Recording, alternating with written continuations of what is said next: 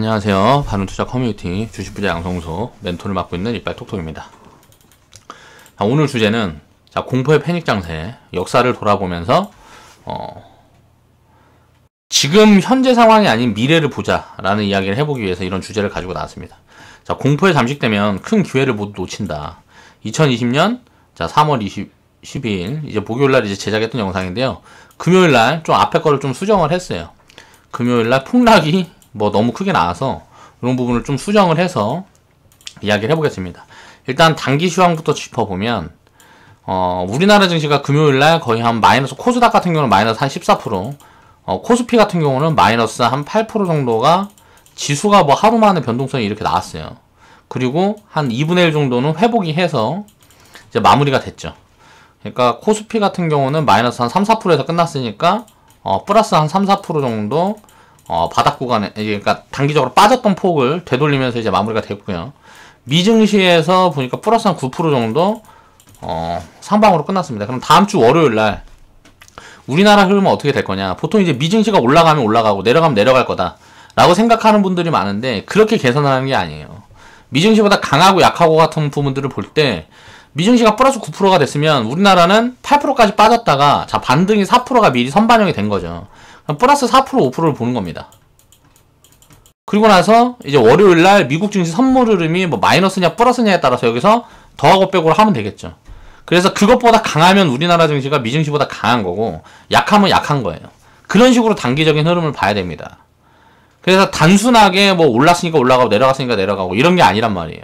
그런 식으로 시장을 분석을 하면 안 된다. 자, 요렇게 봐야 되고, 일단 금요일날 저도 이런 폭락은 처음 봤습니다. 제가 본 거는 2001년도에 9.11 테러가 있을 때 전 세계가 끝난다 그랬어요. 이때 당시에 내가 기억을 해보면 제가 이제 어릴 때인데 20살도 안 될 때니까 되게 어렸을 때인데 요때를 이제 기억을 해보면 이때 거의 전 종목이 하한가 갔습니다. 전 종목이 하한가 갔는데 그때는 이제 상하한가가 10%였어요. 지금 중국 증시랑 똑같죠. 그래서 전 세계가 거의 망한다고 그러고 그랬단 말이에요. 근데 이때가 이제 바닥이었단 말이에요. 그런 경험들이 있기 때문에 이런 변동성에서도 심리적으로 흔들리지가 않을 수가 있는 거예요. 지금 회원분들은 그런 경험들이 처음인 분들은 굉장히 공포스러울 거고 2008년도라든가 IMF 때 증시를 겪어본 회원분들은 그때 이거 지나갔을 때 내가 기회를 못 놓쳤으니까 그때 가만히 갖고 있었으면 됐는데 그때 기회를 놓쳤던 부분들을 이번에는 다 내가 그 경험들, 과거 경험들을 떠올려 보면서 내 걸로 만들라는 생각을 해야 된단 말이에요. IMF 때 그때 당시에 삼성전자가 600원이었습니다. 600원. 지금 5만원이잖아요. 배당만 얼마예요?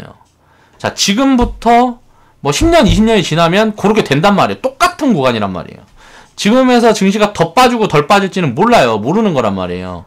이게 시장이 이렇게 공포스러운 흐름으로 진행이 됐으면 이 공포가 안정이 되면 이제 바닥이 잡힐 거고 공포가 여기서 안정이 안 되고 만약 유럽에서 코로나 확진자가 더 늘어나 버린다거나 금융위기로 연결이 되거나 하거나 하면 출렁거리는 부분들이 한 번 더 일어날 수 있겠죠. 그렇지만 거의 지금 밸류로 보면 2008년도 때보다 무조건 세요.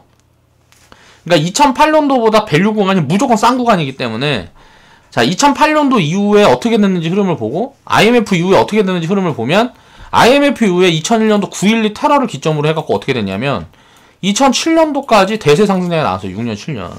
지금부터도 장이 이렇게 될 가능성이 굉장히 높다. 그러니까 9.12 테러 때 마이너스 10%씩 나왔을 때도 엄청난 공포가 진행이 됐었고 2008년도에도 거의 전 종목 하한가 이런 게 나왔을 거야 아마. 내가 나왔던 걸로 기억을 하는데 이때는 마이너스 15%였단 말이에요. 근데 2020년도 이번에 나왔던 거는 아직 이런 극단의 공포가 한 번 더 나올지 어쩔지는 모르겠지만 이게 거의 나온 거 아니냐라는 생각이 들거든요, 저는. 그러니까 요런 부분들을 우리가 생각을 해봐야 된다. 그러면 지금 밸류를 딱 따져봤을 때 가치를 항상 평가를 해서 구구간을 이제 살펴야 된다라는 거죠. 그러면 가치 같은 부분에서 이야기를 해보면 시장 밸류가 지금 코스피를 놓고 보면 자, 2050포인트가 2008년도 1000포인트 근방 구간이에요. 이때 밸류란 말이에요. 자, 1950포인트가 2008년도 900포인트 때 금방 밸류예요. 900포인트 밑에 뭐 요때 890인가 찍고 올라왔으니까 이때 금방 밸류란 말이에요. 그럼 지금 1700포인트 막 깨졌었잖아요. 1700포인트 뭐 1600포인트, 그러니까 1600포인트에서 1800포인트는 어떤 밸류냐, 이거는 IMF 때 밸류거든요. 정기업들이 이제 적자로 들어서고 뭐하고 하면 요게 조금 더 낮아질 수 있겠죠. 우리나라에 있는 기업들의 전체 평균이 전체가 적자로 들어가고 경제 성장률이 마이너스 성장률이 나오고 막 한다 그러면 요것보다 하단이 조금 더 열릴 수는 있겠죠. 뭐 1300, 1500까지 열릴 수 있겠죠. 근데 그렇게 된다 그래도 어때요? 요렇게 된다 그래도 무조건 버텨야 된단 말이에요. 지금 같은 구간 때는. 공포에 이제 매도를 같이 해놓으면 이건 이제 진짜 회복이 요연해집니다. 그리고 주식 투자를 장기적으로 할 거면 요런 구간은 뭐 한 30년 내가 투자를 하면 한 번에서 한 3번은 무조건 만나게 됩니다. 이런 지정생은. 그러니까 거의 뭐 30년 동안 무슨 뭐 한 번에서 4번 사이 오는, 뭐 10년에 8년에 한 번씩 오는 기회가 지금 왔다고 생각하시면 돼요. 야, 그럼 지금 살 수 있는 사람들이 기회지, 지금 갖고 있는 사람들은 무슨 그게 기회가 되겠냐라고 생각하는 분들이 있을 수 있지만, 자, 폭락이 나오고 할 때 이런 생각을 해보셔야 됩니다. 폭락이 이렇게 나오면 다 함께 빠져요. 다 함께. 다 함께 빠지는데 올라갈 때는 어때요? 다 함께 올라가지 않아요. 다 함께 올라가지 않는다고요. 이게 엄청난 기회가 되는 거예요.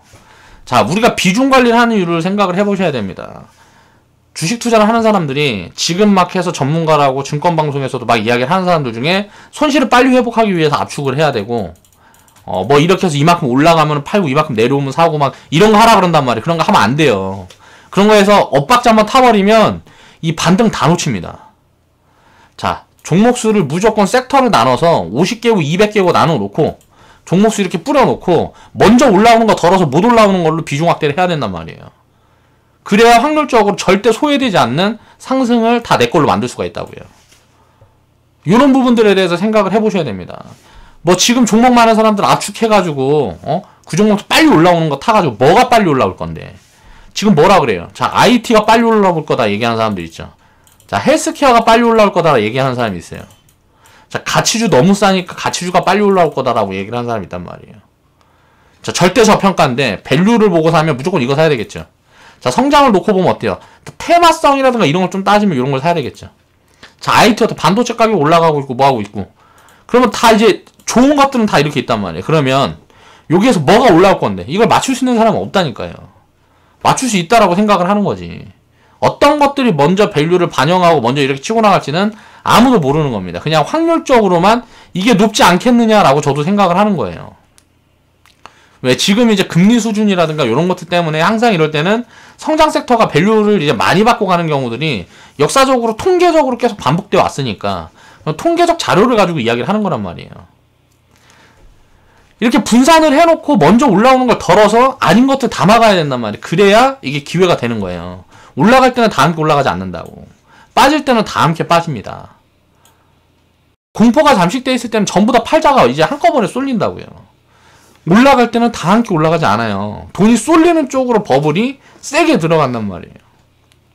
이런 것들을 이해를 해야 돼요. 그래서 철저하게 비중 관리를 해야 된다. 지금 분산을 해놓고 대기를 해야 된다는 얘기를 하는 거고요. 먼저 올라오는 걸 기다려서 거기에서 이제 포트 정비는 어때요? 반등을 보고 거기서 진행을 하는 겁니다. 그럼 지금 야, 비중 관리가 이렇게 돼 있는 사람들 그냥 냅두면 됩니다. 먼저 올라오는 거 덜어가면 되는 거고요. 자, 그러면 비중 관리가 안 돼 있는 사람들은 어떻게 해야 되냐? 내가 종목이 막 1개, 3개밖에 없어. 자, 손실이 막 마이너스 50% 돼 있고 마이너스 70% 돼 있어. 손실이 얼마던가 간에 무조건 쪼개야 됩니다.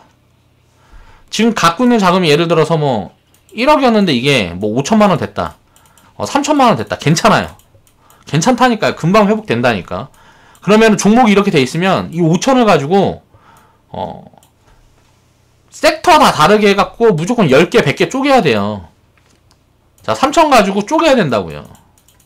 금액을 똑같이 맞춰서. 그래서 먼저 올라오는 거 덜어서 못 올라온 거 담고 못 올라온 거 덜어서 못 올라온 거 더 사고 이런 식으로 해서 계속 비중을 맞춰가면서 운영을 해야 돼요. 그래야 이 반등이 진행이 될 때 반등이 뭐 한 20% 올라오면 이것보다 뭐 10%, 20%, 30% 더 추가 수익을 내면서 계좌가 그렇게 갈 수가 있어요. 이건 100% 그렇게 될 수 있습니다. 100%. 근데 아까 이야기한 것처럼 압축을 하게 되면 이건 확률이 엄청 떨어져요. 운 좋으면 될 수도 있는 거, 운 좋으면 훨씬 빨리 회복이 될 수도 있는 거고, 운이 없으면 엇박자를 타게 되면 손실을 오히려 더 키울 수도 있어요. 그렇기 때문에 비중을 무조건 철저히 분산을 해야 됩니다. 지금 같은 때일수록 무조건 분산을 해야 돼요. 하루에 미국 증시 보면 막 10% 빠졌다가 9% 올라갔다 이래요. 무슨 개잡주도 아니고 지수가 이렇게 움직인다고. 이 변동성을 예측하겠다? 말도 안 되는 소리예요. 말도 안 됩니다. 그러니까 이런 것들을 철저하게 이해를 해야 된다는 거죠. 자, 공포의 패닉 장세에서는 역사를 지금부터 이제 돌아보면서 왜 뭘 믿어야 되냐. 저도 이런 폭락은 처음 경험해봤다 그러죠. 자, 30%로 상한가가 바뀐 다음에 이만큼의 폭락이 나온 게 지금 뭐 없습니다. 2008년도에도 없으니까 처음이에요, 처음. 그렇다 보니까 이런 폭락은 저도 처음 봤어요. 미국 증시도 무슨 뭐 100년 만에 140년 만에 처음 폭락이라 그러잖아요. 이런 강도로 폭락이 나온 건 처음이라 그러잖아요. 뭐 1997년 이후에 처음이라면서. 근데 이거는 이제 뭐 그때 1997년도 지수랑 지금 지수랑 비교해보면 당연한 거고. 근데 뭐 하락폭이 그만큼 크다는 거니까 요런 거는 당연히 처음 경험해봤는데 그만큼 처음 경험해본 좋은 기회라고 생각을 하면 된단 말이에요. 꼭 그렇게 생각을 하셔야 됩니다. 자, 그러면 이렇게 된 이유까지 짚어보겠습니다. 이렇게 된 이유가 뭐냐. 그 부분을 짚어보면 일단 이탈리아, 자, 유럽 쪽에서 코로나가 급속도로 이제 확산이 되고 뭐고 하면서 유럽이 2011년부터 2013년도까지 뭐 재정위기를 겪었단 말이에요. 재정위기 겪은 다음에 2015년에 이제 재정위기 겪고 하다 보니까 서로 이제 생각이 다른 부분들이 부딪히게 되죠. 그래서 영국이 이제 브렉시트, 그러니까 유럽이 쪼개지는 거 아니냐, 막 이런 리스크들이 막 입혀졌었단 말이에요. 그러다가 어떻게 됐어요? 자, 이게 무마되고 했는데 코로나 이슈로 지금 보면 관광산업이 거의 다 죽어버렸죠. 근데 관광으로 먹고 사는 나라들이 굉장히 많아요, 유럽에는. 그래서 지금 이런 부분들이 뭐 빨리 잡히지 않고 뭐하고 하면 이게 장기화되고 하면, 자, 지금 부채도 많은데 유럽들은 어때요? 왜 부채가 많을까요? 뭐 복지 잘해놓고 뭐하고 하고 있으니까 그런 부분들 때문에 국가들이 부채도 많고 뭐하고 하단 말이에요. 그러니까 뭐 포퓰리즘, 복지 정책 같은 것들 때문에 부채가 많은 거예요. 그러니까 산업 기반이 약하고. 그런데 이런 부분들이 터져서 이제 뭐 이탈리아 국채 갖고 있는 것들이란가 뭐 이런 부분에서 금융 리스크가 진행되는 거 아니냐. 그러니까 쉽게 말하면 금융위기를 반영하고 있다라고 생각을 하면 되는 거죠. 이런 게 있고요. 또 미국에서 자, 오일 기업들, 자, 사우디하고 무슨 그 어디야, 러시아하고 자, 감산에 뭐 하면서 이제 유가가 완전 폭락을 했죠. 사우디에서 오히려 증산 발표하고 뭐하고 하면서 유가 폭락하고 하면서 오일 기업들이 이제 파산을 하게 되면, 자, 이런 데다 이제 이제 돈 빌려주고 한 금융회사들이나 뭐 이런 데도 있을 거 아니에요. 근데 그것들이 이제 자, 금융에 이제 문제를 주게 되고 이런 부분들이 연쇄적으로 작용을 하면서 또 금융 리스크가 있는 거 아니냐. 이 두 가지가 전부 다 이제 금융 리스크, 그러니까 금융위기를 이야기를 하는 겁니다. 뭐 이런 부분들이 불거지고 있는 거고.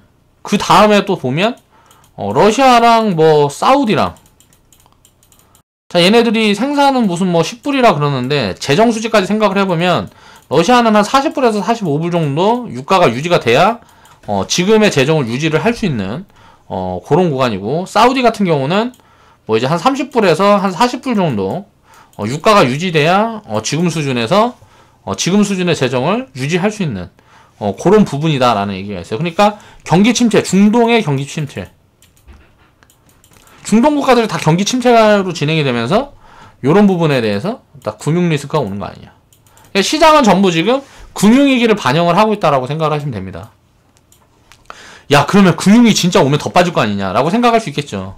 근데 이런 부분들이 거의 80% 90% 이상은 반영이 돼 있다고 생각을 합니다. 저는 지금 반영이 돼 있는 거. 금융위기가 안 오면 V자로 그냥 날아갈 거고, 금융위기가 실질적으로 온다 그래도 날아갈 거예요. 자, 그 시점이 언제냐. 이건 이제 시장은 불확실성을 싫어하기 때문에 이 불확실성이 이제 확인이 되는 시점. 쉽게 말하면 금요일날 이제 우리나라가 오전에 이제 많이 빠지고 하다가 막 급반등을 하는 부분들이, 가장 큰 부분들이 뭐냐면 공포가, 이제 코로나가 이제 약도 없고 뭐하고 하니까 공포가 굉장히 큰 구간에서, 캐나다에서 뉴스가 하나 나왔어요. 캐나다에서 뭐 치료제 몇 주 안에 나올 수 있다라는 뭐 이런 이야기들이 나오면서 요런 부분들이 많이 좀 이제 희석이 됐고, 지금 전 세계적으로 부양책들을 다 쓰고 있죠.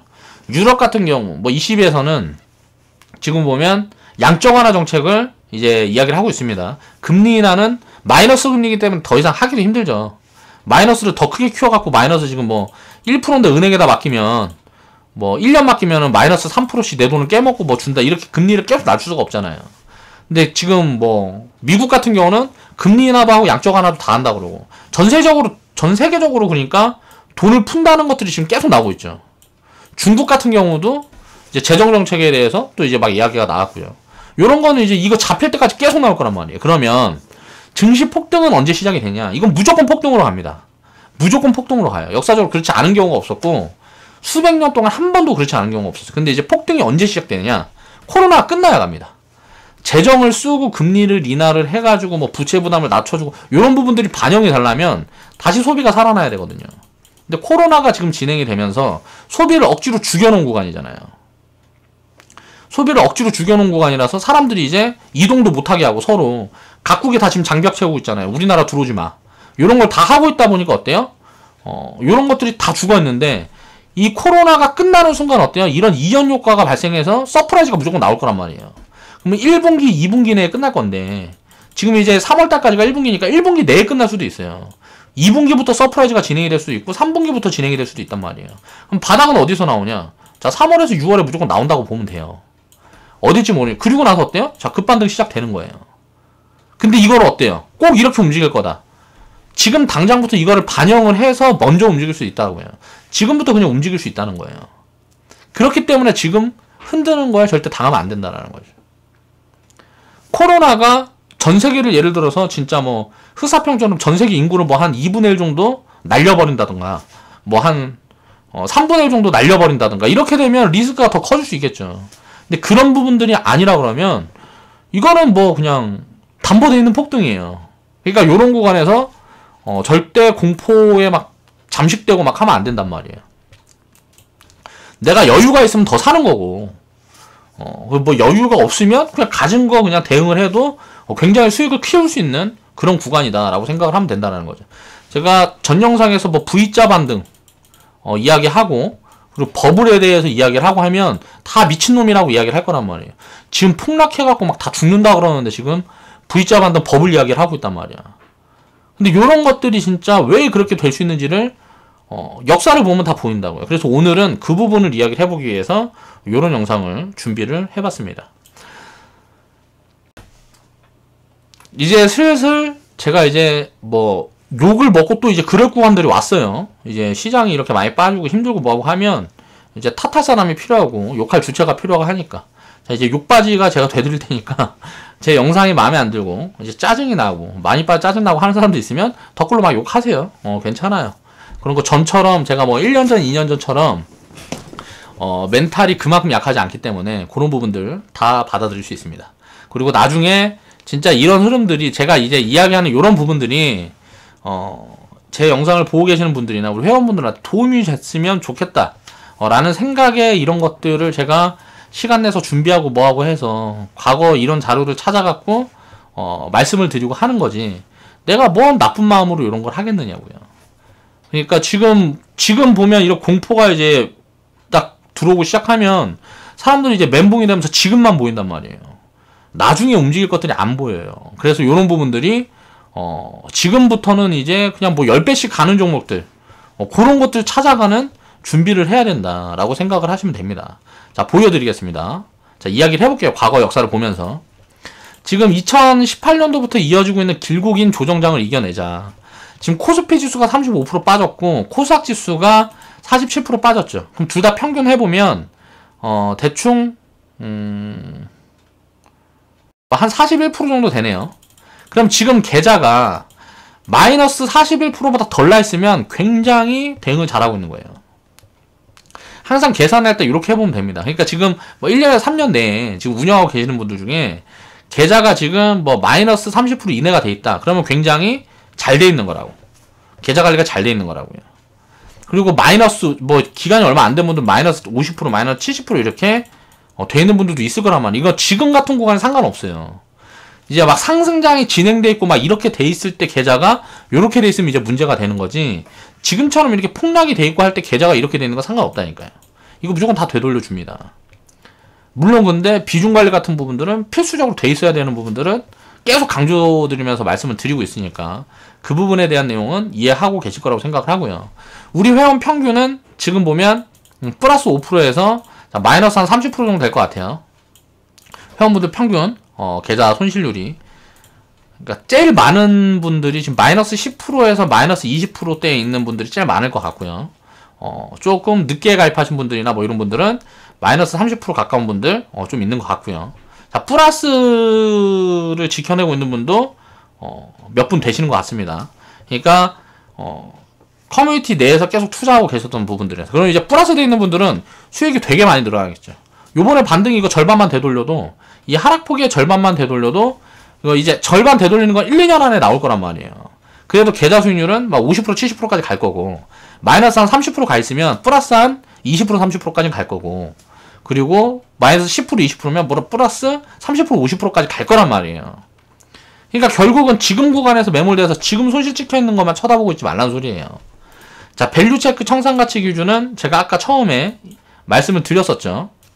요런 부분들 이제 체크해보면 되고, 1800 이하는 얼마냐? 제가 생각했을 때 1600에서 1800포인트라 그러면 지금은 IMF 수준의 밸류예요. 그러면은 한국 기업들이 전체 이익 평균이 적자가 나면 자산 가치를 깨먹으려면 어떻게 될까요? 이익이 적자가 나야 돼, 이제 적자가. 그러니까 마이너스 성장을 해야 된단 말이에요. 분기로는 무조건 마이너스 성장이 나오겠지. 1분기로 놓고 보면. 근데 올해 1년을 놓고 보면 마이너스 성장이 가능하겠냐 이거예요. 뭐 1%만 성장을 해도 지금 구간에서는 지금의 밸류는 요 구간이란 말이에요. 그럼 금융위기가 내려온다 그래. 금융위기가 나와서 조금 더 밸류가 내려간다 그래도 2008년도 뭐 1700, 지금 1600, 1800포인트는 전체 기업이 이제 마이너스 성장을 한다는 가정해도 3, 4% 정도 마이너스 성장을 한다고 생각을 해도 지금 뭐 1800포인트 밑에서는 2008년도보다 싼 구간입니다. 그렇게 생각을 하시면 돼요. 그리고 얼마나 지금 시장이 싸다라는 거를 알 수 있단 말이에요. 지금 마이너스 50% 내외로 관리되고 있는 계좌라면 버텨내면 무조건 큰 수익 나옵니다. 이거 수익권을 무조건 돌려집니다. 그리고 회원 평균 지금 계좌 수익률이 마이너스 5%에서 마이너스 30% 정도 될 거라고 생각이 되고요. 자, 리딩 계좌는 항상 기준을 잡아드리기 위해서 지금 운영을 하고 있는 계좌죠. 사인드리는 그대로 이제 운영이 되고 있는 계좌인데 지금 보면 마이너스 15%에서 마이너스 20% 정도 되어 있습니다. 2018년 10월 폭락 후에 2019년 5월 8월 폭락 후를 기억하고 버티라는 거예요. 자, 오늘 회원방송에서 제가 이거 이제 유튜브에 올라갈 방송이고, 회원방송에서 요 부분에 대한 데이터를 가지고 회원분들한테 말씀을 드릴 텐데, 자, 지수랑 계산을 해보면요, 지수보다 플러스 20%.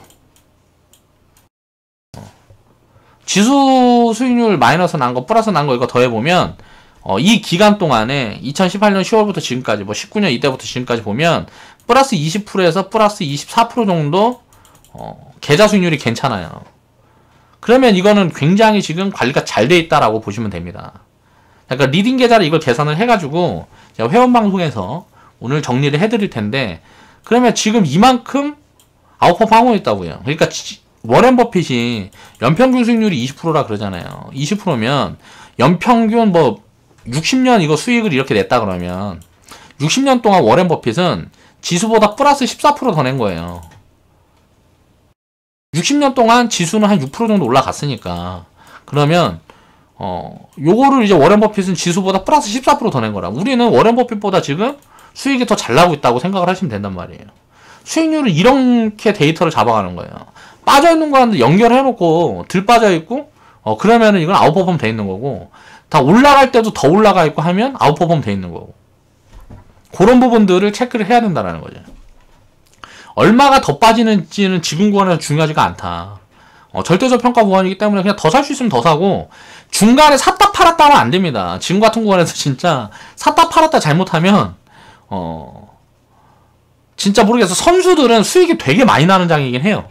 지금같이 이렇게 막 폭락해서 변동성이 커 있는 데는 이제 매매 잘하는 선수들은 굉장히 수익이 많이 나는 장이긴 합니다. 그런데 그게 안 되는 분들은 그렇게 하면 안 된다라는 거예요.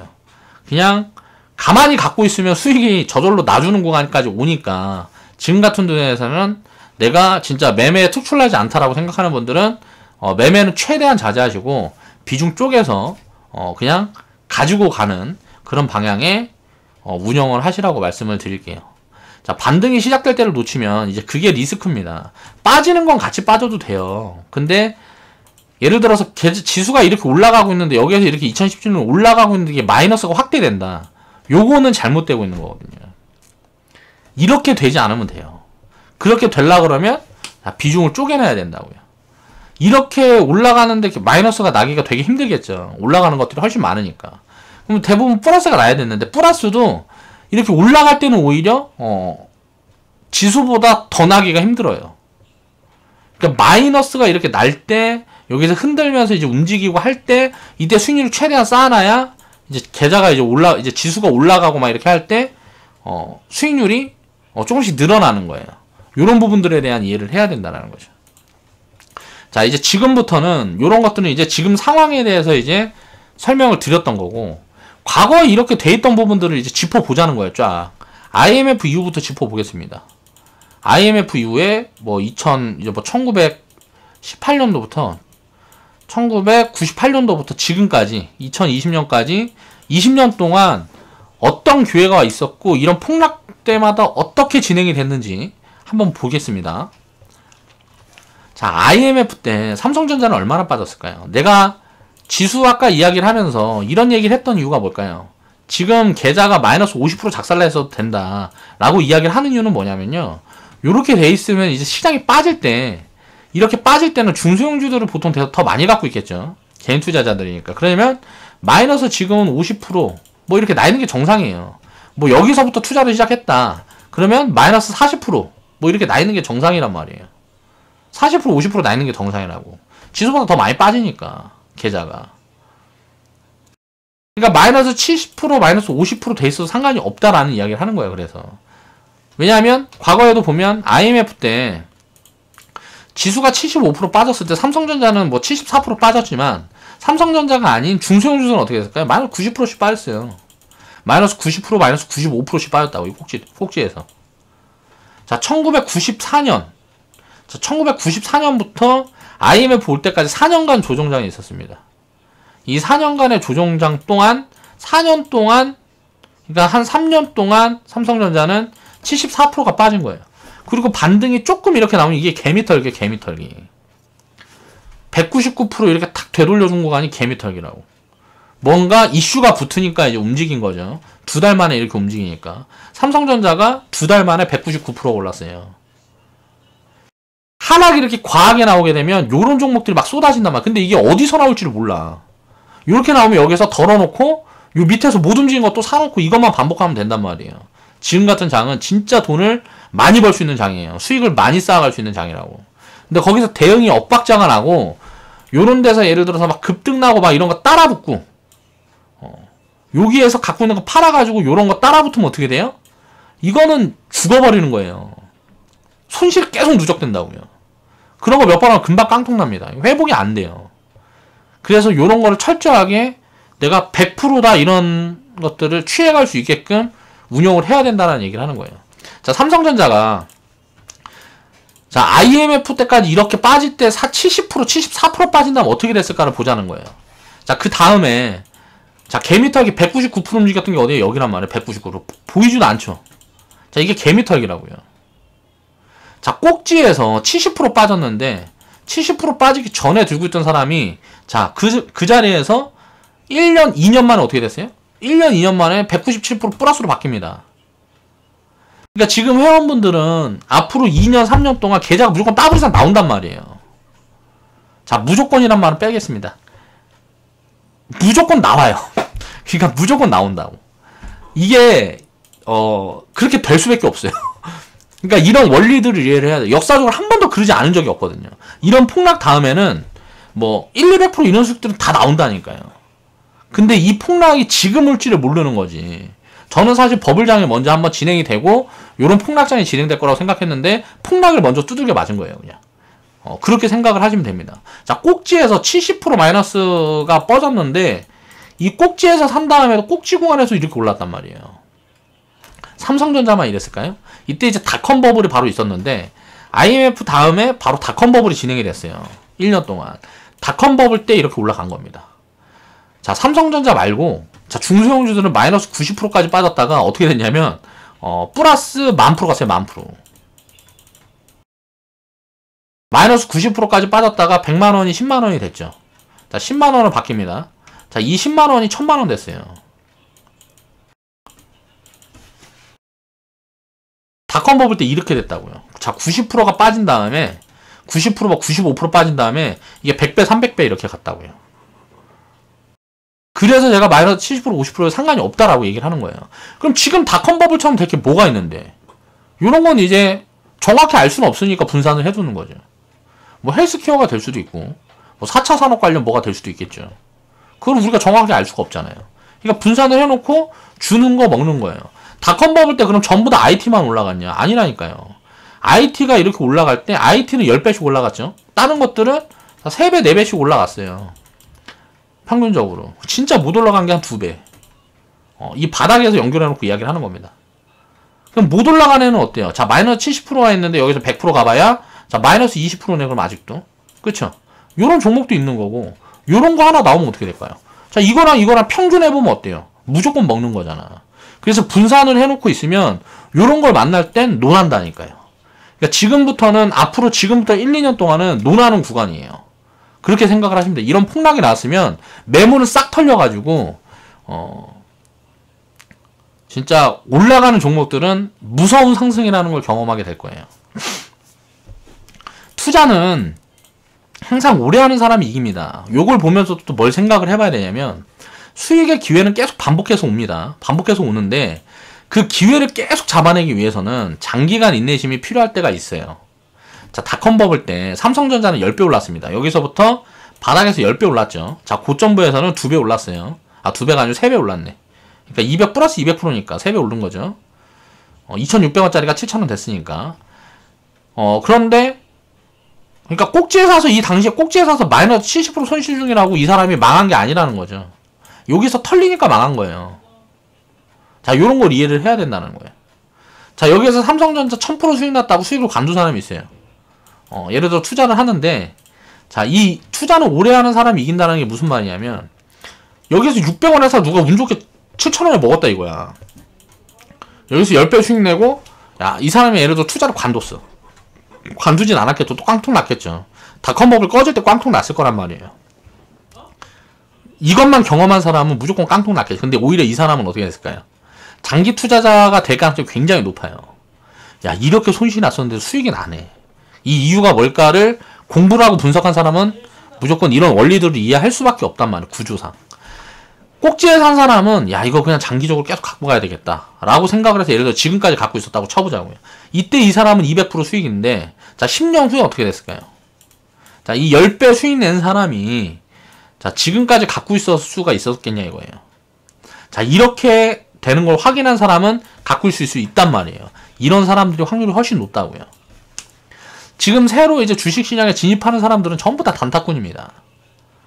그리고 장기적으로 투자를 해서 하려고 하는 사람들은 절대 고점이라고 주식을 다 빼지 않아요. 언제 어떻게 될지 모르는 거기 때문에 진짜 이걸 이해하고 있는 사람들은, 그러니까 이해를 하고 있는 장기 투자자들은 이런 폭락들을 다 두들겨 맞는다고요. 근데 기회가 왔다고 이럴 때만 기다려서 하는 사람들은 1, 2년 있으면 다 떠나요. 그런 것들을 이해를 해야 된다는 거죠. 1, 2년 있으면 어떻게 떠날까요? 1년, 2년 수익 막 내면서 있는 돈 없는 돈 다 때려 부었다가 또 폭락 맞은 다음에 깡통 잡고 떠난다고. 그래서 이런 폭락 경험을 가지고 있다라는 게 엄청난 자산이 되는 거예요. 회원분들은 지금 계좌 손실이 찍혀 있어서 심리적으로 힘들고 뭐하고 할 수도 있겠지만 그걸 반대로 생각해보면 이게 이제 나중에 시간이 지나면 엄청난 경험이 된다. 내 평생 노후 자금을 만들어줄 수 있는 그런 경험이 된다라고 생각을 하셔야 된다는 겁니다. 닷컴 버블 때 삼성전자가 많이 올라간 게 아니에요. 자, 삼성전자는 10배 올랐고 한글과 컴퓨터 뭐 이런 기업들은 150배 올랐습니다. 150배. 그런데 그걸 지금까지 갖고 있다고 생각을 해보면 한국과 컴퓨터를 지금까지 갖고 있으면 370%밖에 안 돼요. 자, 배당도 뭐 얼마 주지도 않았겠죠. 자, 삼성전자는 어떻게 했을까요? 지금까지 두고 있으면 자, 7600%인데 여기에 배당까지 더하면 자, 10,000%가 훨씬 넘어가겠죠. 그동안에 배당까지 더하면 이때 예를 들어서 2,600원에 사서 지금까지 갖고 있으면 지금 50,000원인데 배당만 거의 2,000원 가까이 한단 말이에요.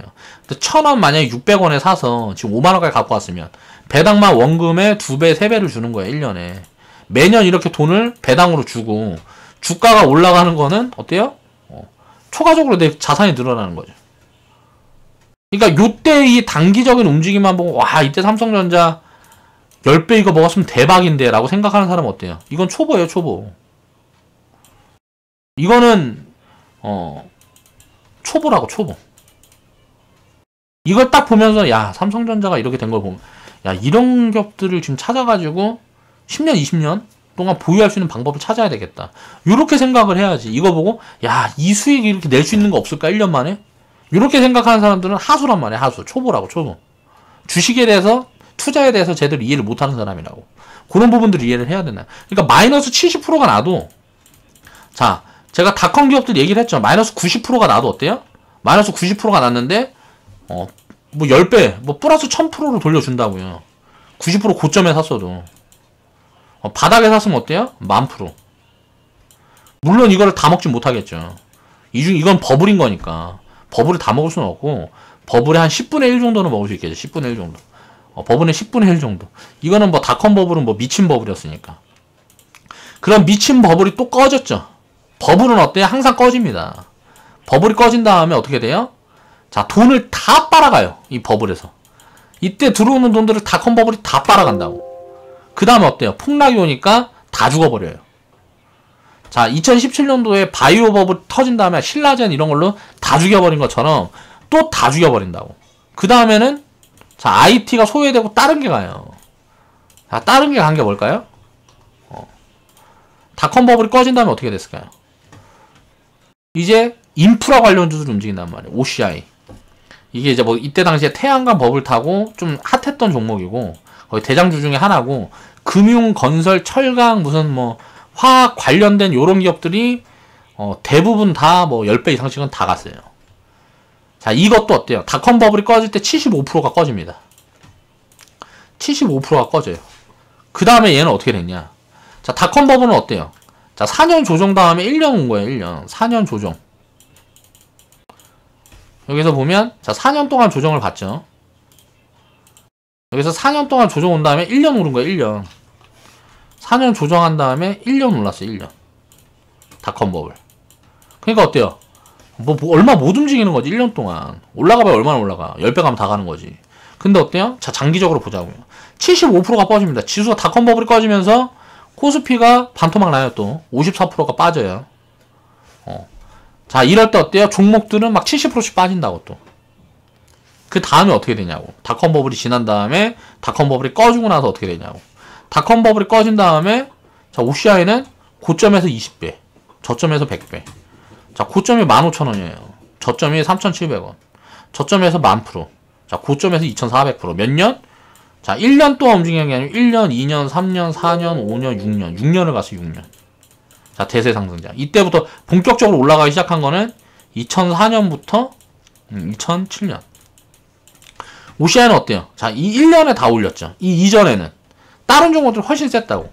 이때도 많이 올라갔죠. 3,000원에서 5만원까지 간 거니까 4년 5년 동안 3,000원에서 5만원까지 갔어요. 3,000원에서. 그러면 한 14배 갔는데 여기에서 어때요? 자, 5만원에서 뭐 7배 올라간 게 1년 만에 올라갔어요. 그러니까 이거는 버블이지. 여기서부터는 버블이라고. 이렇게 강한 건 무조건 버블이에요. 그러면 여기에서 많이 올라간 건 뭐예요? 자, 건설, 금융, 철강, 조선 뭐 이런 기업들이 대충 다 100배, 10배 막 이렇게 나왔습니다. OCI도 2007년도 한번 꺼졌다 60만원까지 했어요. 60만원까지. 근데 이거는 이제 못 먹는 거라고 치고 이거 사는 건 미친 제가 봤을 때 이거 제정신이 아니니까 밸류로. 그래서 이 60만원을 일부러 연결 안 해놓은 겁니다. 60만원까지 60만원 70만원까지 갔는데 그때로 연결해 놓고 보면 이거 10,000%가 20,000% 되겠죠. 근데 이거는 이제 못 먹는 수익이라고 치고 대충 여기에서 10분의 1만 먹어도 어때요? 10분의 1만 먹어도 1000%, 200%는 나오잖아요. 이런 수익은 충분히 가능하다고요. 10분의 1만 먹어도. 그럼 10배만 벌면 되잖아. 10배. 투자해갖고 5년 동안 뭐 6년 동안 10배만 벌면 되는 거 아니에요? 주식 투자에서? 10배, 20배, 30배 그쵸? 그리고 운용을 잘하는 사람들은 뭐 30배 막 이렇게도 가능하단 말이야. 이런 장 한번 만나면.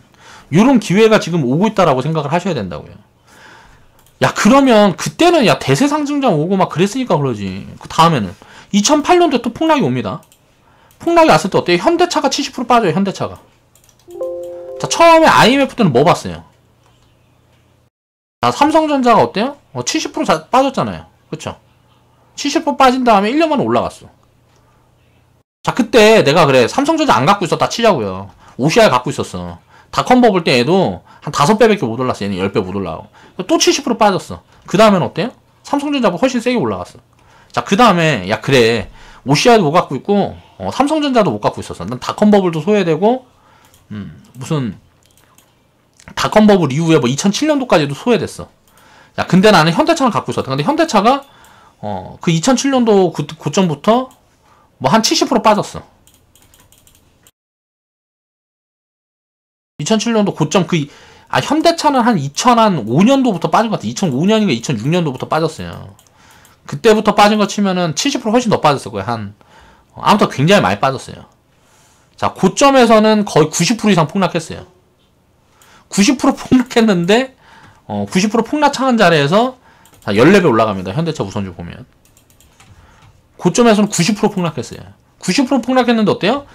90% 폭락한 자리에서 더블 났어요. 한 3년, 4년 만에 더블 났다고. 90% 폭락한 자리에서. 요런 것들을 이해를 해야 된다. 그리고 바닥 구간에서 어때요? 이게 많이 올라가는 거고. 그러면 이것도 놓쳤어. 그래, 2008년도에도 놓쳤다 이거야. 그럼 2011년도, 2013년도에 또 유럽 재정위기가 있었단 말이에요. 이 다음에 그럼 어떻게 되냐. 유럽 재정위기 때 얼마 안 빠졌단 말이에요. 마이너스 10%? 마이너스 20%밖에 안 빠졌어요, 지수가.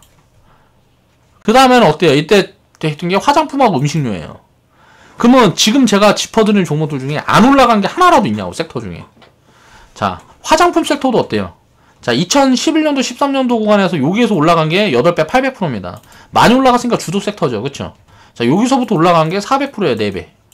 많이 올라갔으니까 주도 섹터잖아요. 근데 2008년도 폭락 다음엔 이제 거의 외면됐었거든. 자동차만 올라가고 뭐하고 하니까 그거 안 갖고 있고 화장품, 음식료 갖고 있었으면 바보라 그랬어. 근데 이런 버블이 올 때 그때부터 지금까지 갖고 있었으면 어때요? 저 4000%씩 났어요. 2000%씩 나고. 오뚜기가 20배씩 올랐다고. 2008년도부터. 2015년도 브렉시트 있기 전까지, 브렉시트라는 악재가 있기 전까지 20배가 올랐어요. 몇 년 동안? 7년 동안. 아모레 이거는 뭐 40배 올랐어요. 40배. 2008년도 금융위기 이후부터. 그러면 지금 또 이제 그러면 15년도부터는 어떻게 됐을까? 2015년도부터는 그때부터 이제 IT 장세가 시작이 된 거예요. 지금까지 이어지고 있단 말이에요. 자, 2015년도 브렉시트 이후에 메르스 사태 뭐 이거 이후에는 IT 장세 뭐 반도체 올라가고 2차전지 올라가고 5G 이런 거 올라가고 5G는 2011년도, 12년도, 13년도 이 재정 리스크 있을 때 있잖아요. 이 재정 리스크 있을 때가 바닥이었는데 한 30배 올랐어요. KMW. 2015년도 이후부터는 25배 올라갔고. 자, 우리가 보고 했던 구간부터는 뭐 10배 올라갔고, 5배 올라갔고. 에코프로 같은 경우는 2011, 12, 13년도부터 한 1000% 올라왔는데 여기서부터는 3, 400%밖에 못 올라왔죠. 2015년도 리스크가 조금 했으니까. 리스크가 작았으니까. 자, 테스 같은 경우도 2011, 12, 13 유럽 재정위기 때부터 이제 이때 소외됐잖아요. 음식료, 화장품 소외됐다고. 이때 소외됐을 때 어때요? 이때 소외됐다가 이때는 이제 음식료, 화장품 얘네들만 올라가다가 2년 지난 다음에 어때요? 얘가 막 1000%씩 올라갔어요. 자, 여기 정도 얘기를 하면 무슨 말인지를 알아야 돼. 아무거나 갖고 있어도 된다고요. 근데 뭐가 먼저 올라갈지 아냐고. 자, 닷컴 버블이 올지 알았냐고 이때. 이걸 알 수가 없다니. 이래서 분산을 해야 된다라는 거예요. 지금 뭐 50%, 70%씩 다 빠져있어요. 고점에서. 지금 전 종목도 돌려보세요. 고점에서 2017년도 아니면 그 이전부터 고점에서 마이너스 50%, 마이너스 90%까지 다 빠져있다고요. 지금. 건설 섹터는 지금 마이너스 95%씩 빠져있습니다. 이거 안 갈 것 같죠? 건설 섹터. 언젠가 갑니다. 이것도. 다 가요. 이거 뭔 말이냐면 자, IT. 자, 닷컴 버블이 먼저 순서만 이렇게 달라지는 거예요. 그 다음에 금융, 건설 뭐 이런 게 왔고. 왜 이게 순서대로 오냐? 이게 가치에 연동이 되기 때문에 순서대로 오는 거예요. 그때 업황을 탄 애들이 먼저 주도적으로 움직이는 거고 나중에 다 따라온다고. 그러면 먼저 올라가는 것들 덜어서 못 올라가는 것들 계속 사가면 된단 말이에요. 주식 투자. 굉장히 간단한 원리예요. 지금 제가 이야기하는 이런 것들 다 보면 어때요? 그럼 지금은 어떻게 될 거냐? 지금 이거는 대박인데 지금 30년 동안 4번 온 리스크 중에 한 번이에요. 4번. 30년 동안 4번 안에 들어가는 리스크라고요. 지금 이렇게 온 게. 지금 사드랜다.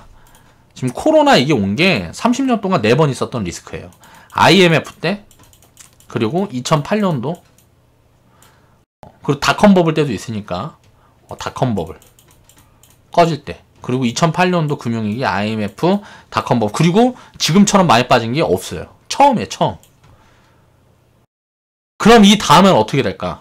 앞으로 20년, 30년대 똑같아요. 똑같이 됩니다. 똑같이. 지금부터는 막 50배, 100배씩짜리 종목들이 나온단 말이에요. 그런 수익을 주는 종목들이 나온다고요. 이 과정을 다 겪어본 분들은 안 그럴 수가 없어요, 이게. 그러니까 이게 경제라는 게 똑같기 때문에 안 그럴 수가 없다. 그럼 지금 뭘 사야 되냐?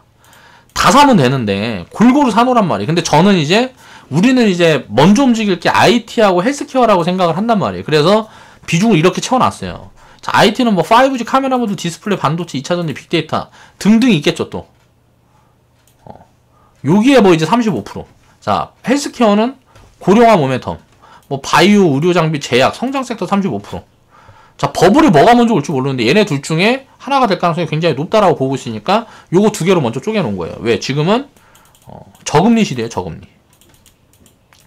자, 물가가 지금 얼마냐면 물가가 2%에서 2.5% 정도 됩니다.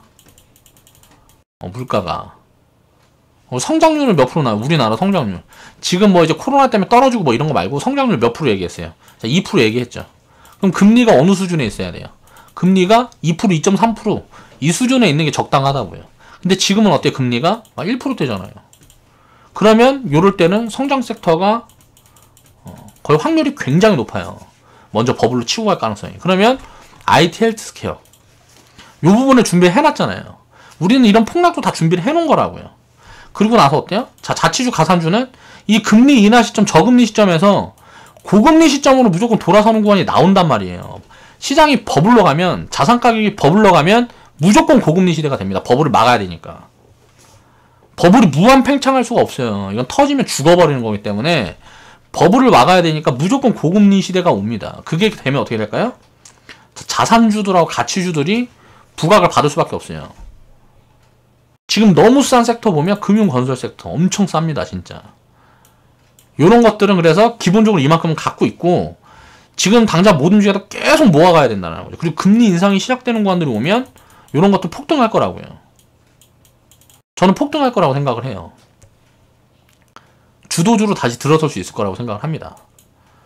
자, 우리가 4차 산업이랑 이걸 빼놓고 볼 수 있나? 아니에요. 자, 금융도 이제 핀테크가 여길 거고 건설 같은 것도 우리가 생각을 해보면 5G 깔리고 뭐하고 하면 어떻게 될까? 신도시 같은 거 계속 들어설 거란 말이에요.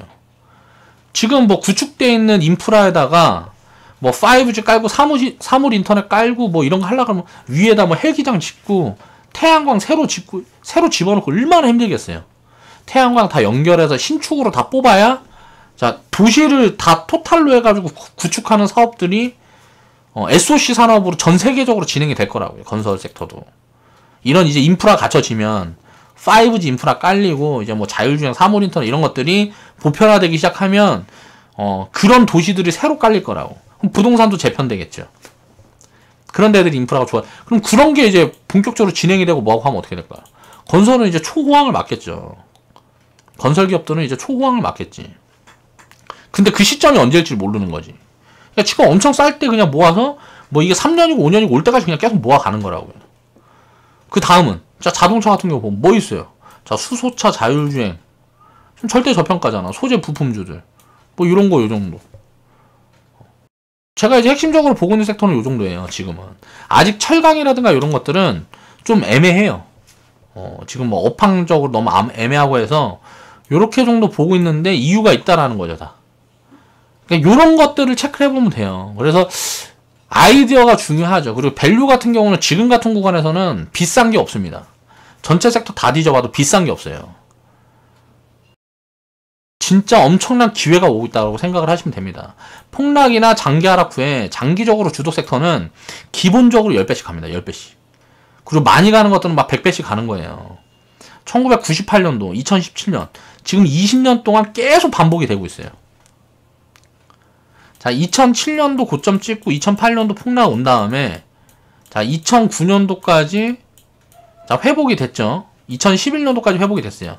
자, 2011년도부터 지금 2020년도까지 한 9년 동안 많이 올라가지 못해서 주도 섹터가 10배씩 밖에 못 갔어요. 근데 이제 4차 산업 입혀지고 뭐하고 하면 성장의 본격 궤도에 오르면 10배가 아니고 30배, 50배, 100배 나오는 종목들이 많이 나올 거라고 저는 생각하고 있거든요. 그렇게 진행이 된다 그러면 지금은 자, 역사적인 기회가 되는 거예요. 그래서 절대 지금 도망가면 안 된다고요. 자, 어떤 섹터가 어떻게 돈을 벌고 기업 가치에 어떻게 반영될지를 체크를 하면 기회를 봐야 할 때다. 그러니까 비싸지 않은 거 골고루 담아서 기다리라는 거예요. 제가 지금 안 담고 있는 것들 중에 비싼 게 하나 있어요. 화장품하고 이때 이제 2011년도 이때 이건 버블이 안 꺼졌어요. 여기에서 버블이 생겼는데 화장품하고 음식료 섹터는 싼 게 없어요. 지금 음식료, 화장품 이건 싼 게 없어요. 그리고 성장률도 애매해요. 저는 음식료하고 화장품 같은 경우는 성장도 좀 잡히기가 힘들 것 같아요. 그러니까 오히려 화장품이랑 같이 엮이는 게 게임 미디어인데 게임 미디어는 괜찮다고 생각해요. 자, 밸류를 더 받아도. 근데 음식료랑 화장품은 싸지도 않아 지금. 그러니까 이 두 개 정도 섹터 빼고는 지금 다 괜찮은 것 같거든요. 2020 최근에 올라온 게 요래요. 근데 이제 IT 같은 경우는 뭐 2015년도부터 움직였는데 괜찮다고 보는 게 지금 성장 모멘텀이 굉장히 세거든요. 근데 음식료라든가 화장품 같은 경우는 성장 모멘텀이 잘 안 보이기 때문에 요거는 아직 한참 기다려야 되는 것 같고, 요거 두 개 정도 섹터 빼고는 다 괜찮은 것 같단 말이에요. 지금 시장에서는. 그러니까 거의 90% 이상은 괜찮다. 지금 시장에서는 거의 90% 이상은 다 좋아 보인다. 그럼 역사를 이렇게 돌아보면, 자, 역사를 돌아보니까 뭐야? 아무거나 담아놔도 되죠. 시간차만 있는 거예요. 자, 닷컴버블, 그러니까 IMF가 투덜겨 맞은 다음에 먼저 움직인 건 이제 IT였고, 이때 IT가 움직이고 닷컴버블이 온 거는 간단해요. 인터넷이 처음 깔리기 시작하고 뭐고 하면서 기대감이 크게 반영이 된 거죠. 그리고 나서 온 거는 닷컴버블이 꺼졌죠. 버블이 생겼으니까 꺼졌죠. 1년 만에 뭐 버블이 어마어마하게 쌓였으니까요. 닷컴버블이 꺼진 다음에 어떻게 됐을까요? 그 다음에 진짜로 인프라 관련주들이 움직이기 시작했어요. 금융, 건설, 철강, 뭐 조선 뭐 이런 것들이 움직이면서 거의 상장 주식의 70% 이상은 다 10배 이상 줬을 거야 아마. 이때 6년 뭐 이때는 최소 못 줬어도 한 300% 500%는 다 줬을 거예요. 상장 주식의 70% 이상이 300% 500% 수익을 줬을 거예요. 그러니까 어마어마한 장이 진행이 된 거죠. 요런 장이 또 오게 되면 아무거나 갖고 있어도 된단 말이에요. 2008년도 금융위기 때 현대차도 70% 폭락했습니다. 고점에서는 90% 이상 폭락했어요. 자, 현대차가 90% 이상 폭락했어요. 그리고 나서 어때요? 2008년도 9년도에 10배씩 날라갔다고.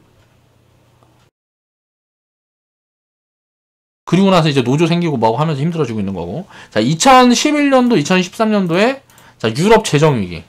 이때는 어때요? 그동안 무슨 뭐 자동차고 금융, 건설, 철강, 뭐 인프라 관련주고 기술주, IT고 다 올라왔는데 보니까 음식료, 뭐 화장품 이런 것들은 잠자고 있었네. 그러니까 밸류 매력이 엄청 있었겠죠. 그러니까 어때요? 자, 5년, 7년 있다가 움직이는 거예요. 그럼 뭔 말이에요? 자, 화장품하고 음식료 섹터는 5년, 7년 있다 사면 되겠지. 자, 브렉시트 메르스 이후에는 자, IT가 또 움직였어요. 2015년 이후에. 그쵸? 지금은 뭘 사야 된다? 자, 제가 보고 있는 기준. 자, 이 영상을 보고 계시는 분들 스스로 기준을 잡아서 이렇게 운영을 하시면 되겠죠. 회원분들한테는 요 부분들에 대한 내용하고, 이제 오늘 회원방송에서 나머지 내용도 좀 더 정리를 해가지고 이야기를 해보겠습니다. 요런 부분들을 생각을 해보면 지금 어때요? 벌벌 떨 필요가 없단 말이에요. 자, 공포의 패닉 장세. 지금만 보인다고 사람들은. 지금만 보이겠지, 지금만. 딱 지금 막 마이너스 찍혀있고 막 요런 것만 보인단 말이에요. 근데 그러면 안 된다고요. 멘탈은 흔들릴 수 있어요. 왜? 심리적으로. 사람은 감정적인 동물이니까. 그걸 관리할 수 있어야 됩니다. 그래야 이런 대박 기회를 만들어낼 수가 있다. IMF 이후에 삼성전자를 지금까지 갖고 있었다 그러면 얼마나 좋았을까를 생각해보란 말이에요. 지금 그런 기회가 왔다고요. IMF 때 삼성전자를 내가 갖고 있었으면 얼마나 좋았을까. 지금까지 갖고 있었으면. 요런 기회가 지금 왔다라고 생각을 하시면 된다는 거죠. 자, 오늘 그래서 장세가 지금 이제 뭐 다음 주고 다다음 주고 뭐 한두 달 안에 저는 이제 시작이 될 거라고 생각합니다. 움직임이 시작이 될 거라고 생각을 하는데, 반등이 나왔다가 뭐 쉬는 거는 뭐 5개월 6개월 쉴 수도 있겠죠. 이 리스크가 좀 더 커진다 그러면. 근데 이 리스크가 커지지 않는다 그러면, 금융위기만 지금 진행이 안 된다 그러면 2달 3달은 움직일 거고, 금융위기가 진짜 오면 한 3-4달까지는 쉬어갈 수도 있겠죠. 그 이후에 일단 무조건 올해 안에는 수익률이 진짜 크게 쌓여가기 시작하는 구간들이 올 거다라고 생각을 하시면 될 것 같습니다. 이런 부분들을 생각을 해보면서 진짜 큰 수익을 위한 지금은 준비 기간이다 라고 생각하시면 될 것 같고요. 지금 손실이 좀 커져 있는 거는 상관이 없습니다. 지금 물론 뭐 손실이 뭐 마이너스 90% 돼 있다 이런 문제가 되죠. 이건 뭐 시간이 이렇게 돼 있다 그러면 한 5년 10년 봐야죠. 한 5년 10년 봐야죠. 지금 구간에 뭐 마이너스 한 50% 돼 있다, 요런 거는 제가 생각했을 때 1년 3년이면 다 되돌리고 수익으로 돌아섭니다. 그리고 뭐 마이너스 지금 뭐 20% 뭐 30% 돼 있다, 요거는 크게 나요. 저는 1년 3년 안에 더블에서 3배 이상 나는 구간이 지금부터 나온다 라고 생각을 하고 있어요. 회원분들 전부 다 그렇게 될 거라고 생각을 하고 있습니다. 그러니까 그렇게 진짜 되는지 체크를 해보자고요. 요런 부분들이 똑같아요. 그러니까 지금만이 아니고 2019년도에도 그런 이야기 했었죠. 자, 1년에서 뭐 한 2, 3년 안에 뭐 곱하기 2, 곱하기 3 될 거다. 이때랑 지금이랑 똑같은 거예요. 똑같은 구간이에요. 물론 더 빠져 있는 거예요. 그냥 지수만 더 빠져 있는 거라는 거죠. 근데 오히려 수익은 더 커질 수가 있다. 이런 폭락이 왔기 때문에 그렇게 생각을 해야 된다는 거죠. 자, 오늘 영상 여기서 마무리하겠습니다.